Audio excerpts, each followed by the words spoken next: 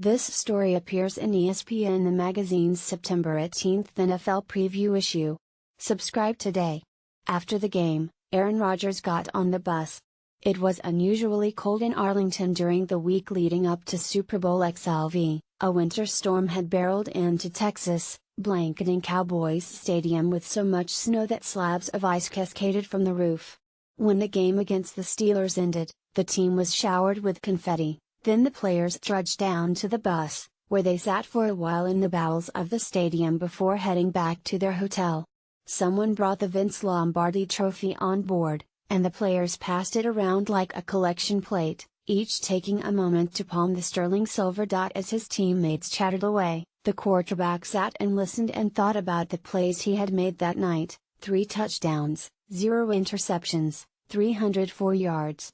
The bus rolled along, and he ran it all back in his mind, then pressed rewind and visualized his entire career, retracing the steps he had taken from Chico, California, to Arlington, from beleaguered back up to Super Bowl MVP. As he reflected on the sacrifices and the slights, he wondered whether it was all worth it, and then he felt something unexpected, not regret or fulfillment but a different sensation, like a space had opened inside of him.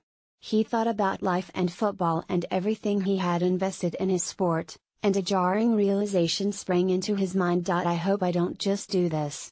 ESPN the magazine's Mina Kimes examines how Aaron Rodgers' on-field success motivated him to seek spirituality off the field.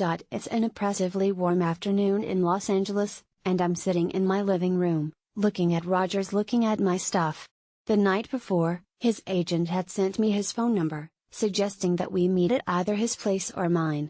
A couple of hours later, Rodgers texted me and told me he'd come here. So now he's sitting a few feet away from me on my sofa in a black t-shirt and jeans, Stan Smith's tapping on the floor, his arm, maybe the most valuable arm in the world, resting on a throw pillow. Typically, writers meet their subjects at a neutral location, somewhere a publicist has chosen to reveal something about the celebrity, like his taste in food or hobbies or charitable work. Exposition by way of description. But Rodgers wanted to meet here. When he sits down, he scans the room, his eyes flickering as he processes my books, my records, the dog toy I forgot to pick up before he arrived. He asks me whether I've read Under the Banner of Heaven, A Story of Violent Faith. I haven't, and whether the fuzzy white figurine on my mantle is an alpaca, it's a llama, and whether the berries sitting in a bowl on my coffee table are fresh. I have no idea, but I say yes.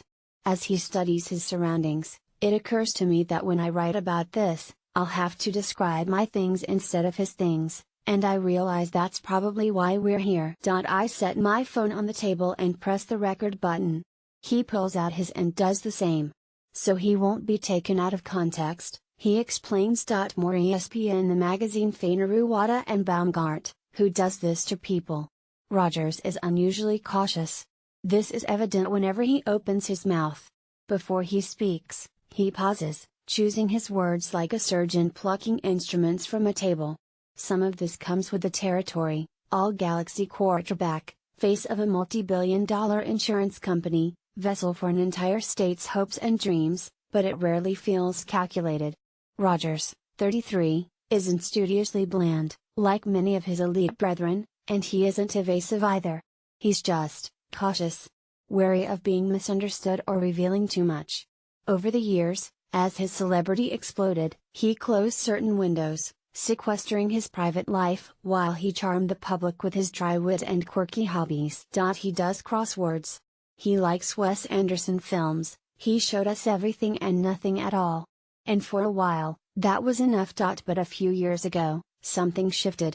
As Rodgers kept himself swaddled in bubble wrap, others started to pound away, former teammates and anonymous sources who called him aloof, bloggers who reported on every development in his relationship with actress Olivia Munn. His name, once the province of the sports pages, started to appear with greater regularity in the tabloids, and last summer, when his younger brother, Jordan, revealed on The Bachelorette that Aaron no longer had a relationship with the family, those stories took on a new life. Throughout all of it, Rodgers said little. But the drumbeat of gossip and innuendo kept rising, and at some point, He realized his voice was lost in the noise. So he's found himself here, on my sofa, popping probably not fresh berries into his mouth as the room fills with light.